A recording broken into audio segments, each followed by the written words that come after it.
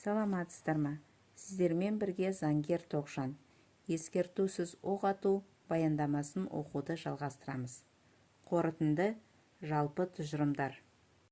Осы баяндамада келтірілген жаппай тәртіпсіздіктер Қазақстанның 11 қаласында орын алған қаңтар 2022 барысында болған оқиғаларға хронологиялық жолумен талдау, зорлық-зомбылық, наразылықтардың бейбіт сипатын бұзу, әсіресе наразылықтарға бейбіт қатысушылар мен кездейсоқ өтіп бара жатқан адамдардың қаза табуы айтарлықтай дәрежеде биліктің іс-әрекеттерінің салдарынан және президент Тоқаевтың ескертусіз қасақана оқ ату бұйрығының және әскери құқық қорғау органдарының өлім қаруын негізсіз қолдануының, сондай-ақ құқық қорғау құрылымдарының 2022 жылы 5-7 қаңтардағы одан әрі әрекеттерінің салдарынан болғанын көрсетеді. 2023 жылғы 5 қаңтардағы ресми деректер бойынша қабылданған шаралардың нәтижесінде барлық 219 азаматтық адамның қаза болу жағдайлары анықталды. Олардың ішінде 41 адам бұрын сотталған, 67-сі жаппай тәртіпсіздіктерге қатысуда күдікті деп танылды. 142-сі төтенше жағдай режимдерін және терроризмге қарсы операцияны бұзушылар. Оның ішінде 22-сі кездейсоқ атысқа немесе жол апатына түскен, 4-еуі басқа қылмыстар жасау кезінде қаза тапты, 6-ы азаптау салдарынан қаза тапты. Құжаттамада көрсетілгендей, Қазақстанда өмір сүру құқығын қорғаудың сенімді тетіктері жоқ, ал билік олардың өмір сүру құқықтарының бұзылмауына тиісті қырағылық танытуға, қатаң сақтық шаралары мен кешенді шаралар қабылдауға дайын емес. Билік, оның ішінде мемлекет басшысы, полиция мен әскерилердің күш қолдануының сәйкестігіне, сондай-ақ адамдарды озбырлықтан қорғау жөніндегі заңдар мен әкімшілік ережелердің жүзеге асырылғанына мұқият тергеу жүргізген жоқ. Халықаралық стандарттар мемлекет органдары тарапынан адамдарды өмірінен айыру, құқық қорғау органдары қызметкерлерінің және басқа да адамдардың өміріне тікелей және нақты қауіп төнген кезде төтенше жағдайларда ғана болатынын белгілеген. Терроризмге қарсы іс-қимыл тәжірибесінде өлімге әкелетін қаруды қолданудың мақсаты адам құрбандарының болмауының алдын алу екендігі, басқа шараларға басымдық берілуі тиіс екендігі айқындалған. Соған қарамастан, біздегі билік негізсіз күш қолдануды жиілетті. Халықаралық құқық бойынша күш қажеттілік принципіне, сондай-ақ сәйкесінше қолданылуы керек, ал ол талап орындалған жоқ. Құжаттама сонымен қатар құқық қорғау органдарының қызметкерлерін штаттан тыс жағдайларға дайындау және құқықтық тәртіпті сақтау органдарына қажетті ресурстар мен құралдар беру жөніндегі бағдарламалардың көптігіне қарамастан, күш құрылымдарының жаппай тәртіпсіздіктерді өлімге әкелетін қаруды қолданбай тоқтату жөнінде шаралар қабылдауға дайын еместігі мен кәсібилігінің жоқтығын көрсетті. Осыған байланысты әскери және құқық қорғау органдарына өлімге әкелетін қаруды қолдану өте қажет болғандығына, қаңтар трагедиясы барысында күш құрылымдарының барлық әрекеттеріне мұқият талдау жүргізіліп, қоғамға осындай талдаудың барлық нәтижелері ұсынылғандығы жөнінде жан-жақты бағалау жүргізу керек. Сондай-ақ президент Тоқаев өзінің ескертусіз оқ ату бұйрығын айтпас бұрын бейбіт азаматтар, наразылық акциясына қатысушылар мен кездейсоқ өтіп бара жатқан адамдар арасында құрбан болмас үшін өлімге әкелетін қаруды қолданудың әртүрлі баламаларының зорлық-зомбылық қаупінің сипатына ақылға қонымды баға бермегенін атап өткен жөн. Азаматтардың өмір сүру құқығы бұзылды. Өйткені лаңкестікке қарсы операцияны жақсы бақылауға және өмір сүру құқығын қорғау үшін мұқият жоспарлауға болатын еді. Әскерилер және полициялар құрбандарға алдын ала ескертусіз оларға берілуге және тірі қалуға мүмкіндік бермей өлім қаруын қолданды. 2022 жылдың 7 қаңтарында президент қаңтарда мемлекеттік төңкеріс әрекеті қабылданғаны жөнінде мәлімдеді және кінәлілер жауапқа тартылады деп уәде берді. Бірақ ол болжамды ұйымдастырушыларды атаған жоқ. Қаңтар айындағы оқиғалар кезінде 238 адам қаза тапқаны туралы ресми түрде хабарланды.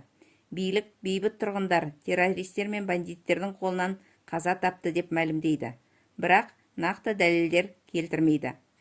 Егер президент Тоқаевтың түсіндірмесіне сәйкес, оның ескертусіз оқ ату туралы бұйрығы қарулы бандиттерге бағытталған болса, ал күш құрылымдары өлгендерді құжаттандырудан көріп тұрғандай қатарынан және ретсіз жиі атқан болса, онда өкілеттіктерін асыра пайдаланып, атқан адамдарды жауапкершілікке тарту керек. Президенттің өзі бейбіт азаматтарға қарсы қаруды негізсіз және пропорционалды түрде қолданғандардың барлығының әділдігі мен жазасын қалпына келтіруге мүдделі болуы керек. Ол үшін қаңтар айындағы оқиғаларға нүкте қою үшін халықаралық тергеуді жүргізуге бастамашылық жасаудың маңызы зор. Жүзеге асырылған құжаттама көрсеткендей, билік қаңтар 2022 салдарын жеңу үшін қажетті қадамдар жасаған жоқ. Оқиғалар кезінде және одан кейін 2022 жылдың қаңтарында жағдай мен оқиғаларды зерттеу жөніндегі парламенттік комиссия құрылмады. 2023 жылғы 5 қаңтарға дейін Қазақстан Республикасы бас прокурорының парламентте сөйлеген сөзінде қаңтар қасіреті мәселесі бойынша парламенттік тыңдаулар өткізген жоқ. Қазақстан Республикасының бас прокуроры тарапынан әскери және полицияның шектен тыс өлім күшін қолданғаны туралы хабарламаларға байланысты жеке тергеу жүргізуге қатысты бастамалар болған жоқ. Қазақстан билігі бейбіт азаматтарға қарсы қылмыстарға қатысы бар барлық содырлар мен олардың көмекшілерін тауып жазалау қажет деп мәлімдеді. Лаңкестік шабуылдардың артында тұрған адамдармен күресу өте маңызды. Тағы бір маңызды мәселе мемлекет және олардың командалық пунктінің қызметі содырлардың жасырын дайындығын қалайша білмей қалды. Әзірге бұл сұрақтарға жауап іздеу нәтижелері туралы ақпарат жоқ. Президент Тоқаевтың жариялаған бұйрығы, яғни қаңтар 2022 кезінде және одан кейін бейбіт азаматтардың қаза болуына, бейбіт наразылық қатысушыларын ұстауға және жауапқа тартуға қатысты маңызды сұрақтар бар екені анық.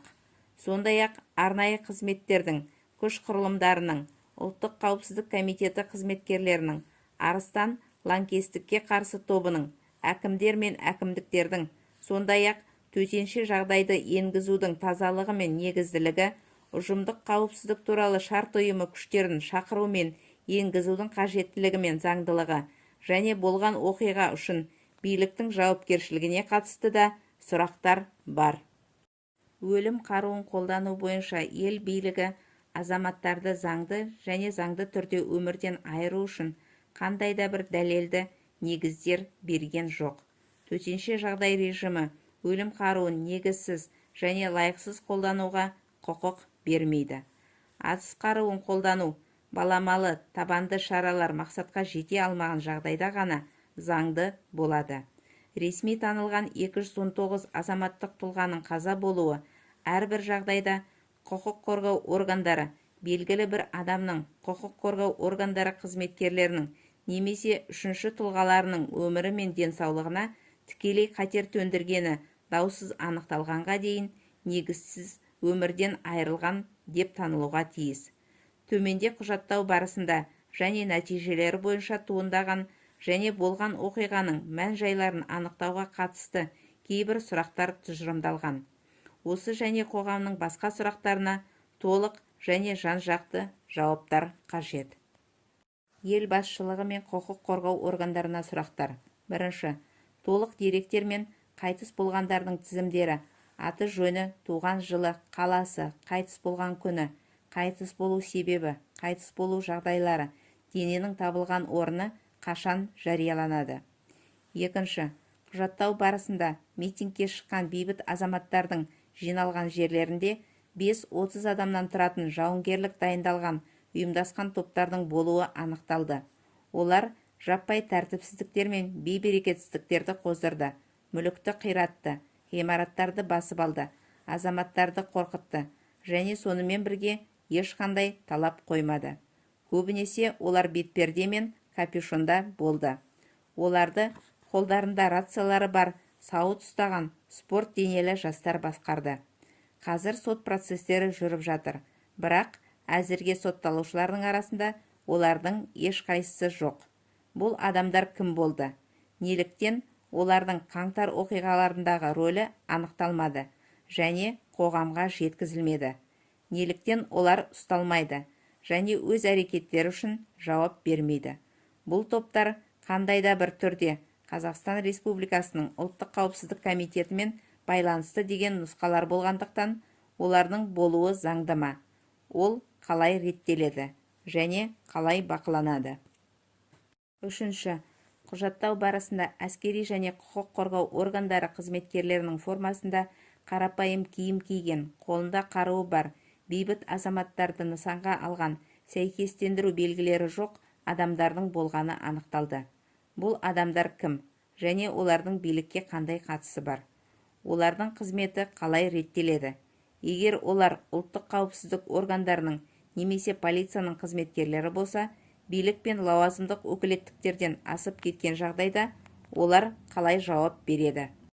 Төртінші, қаңтардағы оқиғаларға байланысты Қазақстан Республикасының Ішкі істер министрлігі мен Қазақстан Республикасының ұлттық қауіпсіздік комитетінің департаменттері мен бөлімшелерінің бастықтарының қайсысы жауапқа тартылды? Бесінші, неліктен тәртіпсіздіктер мен азаматтардың қаза болуына жол берген облыстардың әкімдері жауапқа тартылған жоқ? Алтыншы, неліктен Қазақстан Республикасының Ішкі істер министрлігінің басшылығы полиция департаменттерінің қару таратқаны үшін, азаматтардың қаза тапқаны үшін, уақытша ұстау изоляторлары мен тергеу изоляторы қабырғасында азаптаудан қаза тапқаны үшін жауапқа тартылған жоқ? Қаңтар 2022-де адам құқықтарын жаппай бұзған үшін бас прокурордың басшылығы неге жауапқа тартылмаған? Жетінші, 2022 жылғы 5 қаңтардан кейін ұлттық қауіпсіздік комитетінің басшысы Мәсімов жұмыстан босатылып, кейін қамауға алынып, күзетке алынғаннан кейін бұқаралық ақпарат құралдарының ақпараты бойынша тұңғыш президент Назарбаевтың бірқатар жақын туыстары мен жоғары лауазымды және бұрынғы шенеуніктер чартерлік рейстерде елден кетіп қалды. Әбіш, Нигматуллин, Мамин және басқалар жұмыстан шығарылды. Оларға қатысты сотқа дейінгі тергеу жүргізілмегендіктен, олардың кейбіреулері елге оралды. Бұл адамдардың қаңтар 2022 оқиғасында қандай да бір рөлі анықталды ма? Сегізінші, тұңғыш президент Назарбаевтың қаңтар айындағы оқиғаларда қандай да бір рөлі анықталды ма? Ел басшылығына және құқық қорғау органдарына ұсынымдар. Бірінші, жоғарыда қойылған сұрақтарға толық жауап беру. Екінші, осы баяндамада баяндалған барлық факторлерге тексеру жүргізу және заңнамада көзделген шараларды қабылдау. Үшінші, азаматтық халыққа қатысты заңсыз әрекеттерге тартылған барлық әскери қызметшілер мен құқық қорғау органдарының қызметкерлерін жауапқа тарту мақсатында қаңтар 2022 кезінде адам өлімі фактісі бойынша барлық тоқтатылған және құпия істер бойынша іс жүргізуді қайта бастау. Төртінші, гибридті халықаралық тергеу қажеттілігін мойындау. Бесінші, 2022 жылғы қаңтардағы оқиғалардың бейбіт қатысушылары мен құрбандарын оңалту туралы заң қабылдау. Назарларыңызға рахмет, аман сау болыңыздар.